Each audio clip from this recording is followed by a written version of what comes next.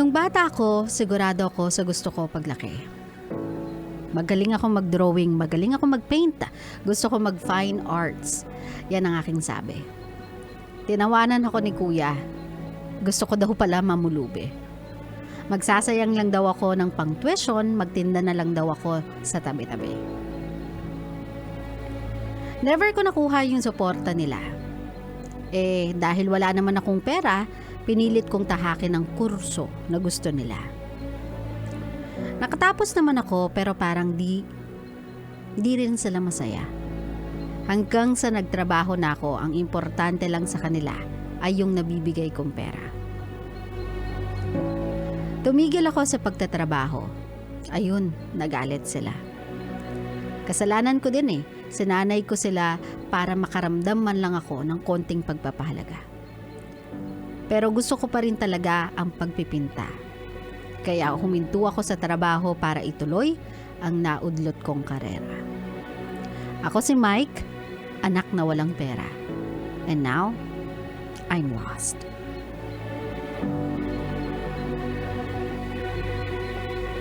May love, akala natin sa pelikula lang to nangyayari. Na may mga pamilya na importante ka lang sa kanila kapag meron kang naibibigay, kapag meron kang nasusubi, kapag meron kang naiabot sa kanila. Pero kapag wala kang naiaambag, kapag wala kang nabibigay sa kanila, kapag hindi mo nabibili yung gusto nila, they will really make you feel like you are nothing. Akala natin sa pelikula lang to nangyayari. Akala lang natin na parte lang siya ng mga storya sa telenovela.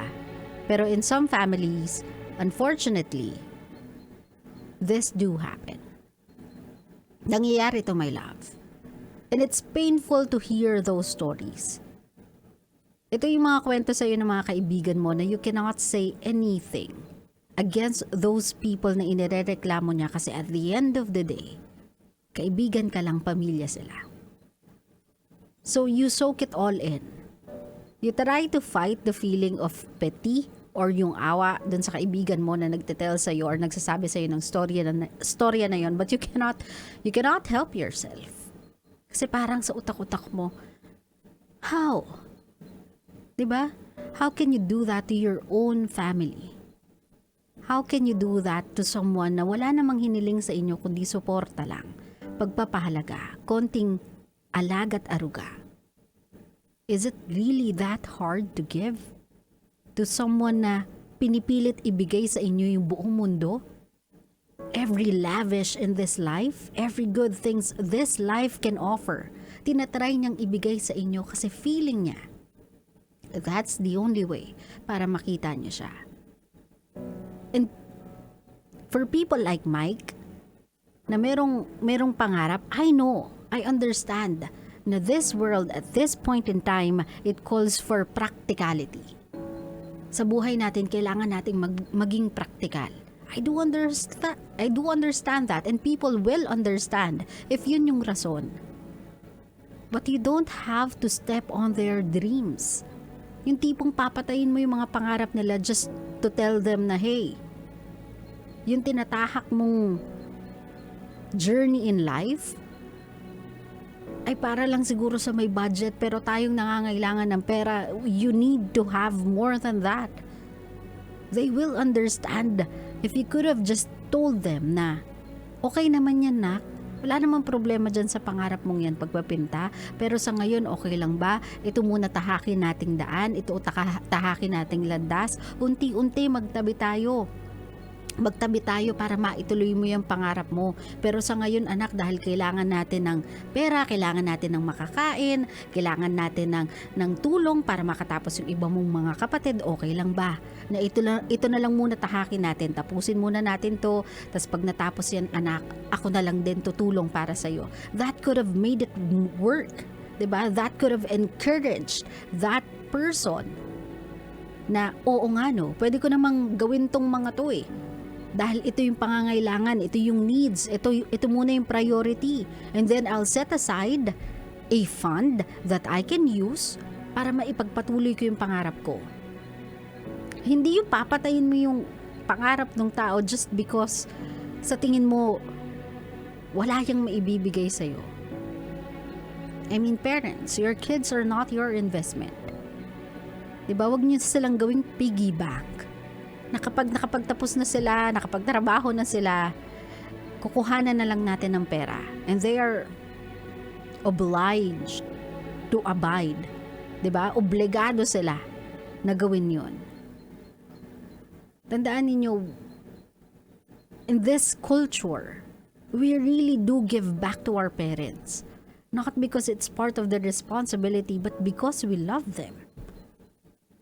Isn't it nice kung yun yung mararamdaman mo na nagbibigay sila sa'yo, hindi dahil obligado silang magbigay sa'yo, bagkus nagbibigay sila sa'yo kasi mahal ka nila? They want you to have everything you never had in your life because they love you. I think that is better. So sa mga kabisyo natin, if na-frustrate kayo, dahil sa tingin ninyo, yung anak ninyo, yung kapatid ninyong nakakabata ay parang walang direksyon sa buhay. You being hard on them to the point na minamaliit nyo yung mga pangarap nila is not really helping.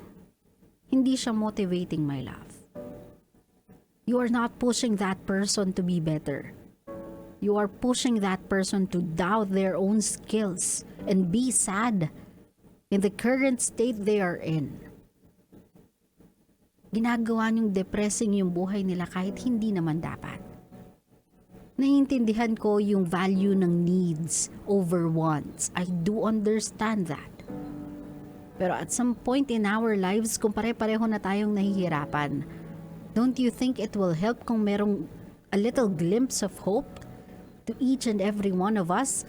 Yung hindi nabubuhay na lang tayo para mag-survive. Di ba mas maganda kahit papano kung yung isa sa atin may natitirang pangarap that's motivating them, that's driving them to do better because meron silang inaabot na goal? Kesa yung every single day nagtatrabaho ka na lang night and day because you just wanna survive. That's not the kind of life that you should be living. Life is not just about survival, my love. Life was supposed to be lived. And you cannot fully live this life without having a dream and trying to chase that dream.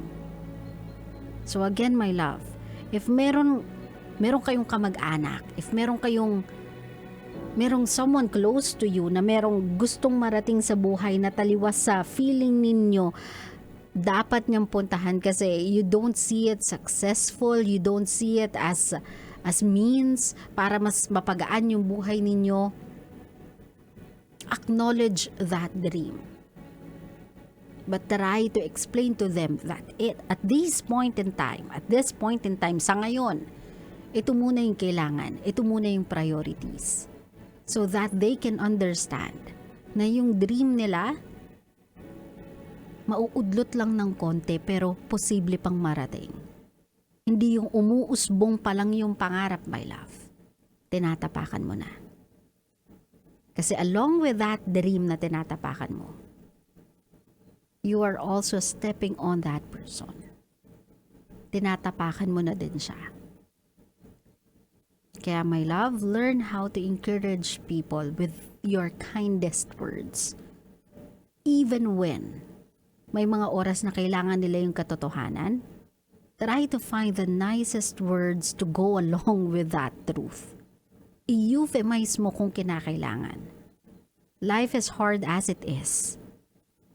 Hindi mo na kailangan sabayan pa ng pagka-hard mo sa tao just to make a point. Pwede ka namang magsabi ng katotohanan nang hindi ka nakakapanakit. Klaro?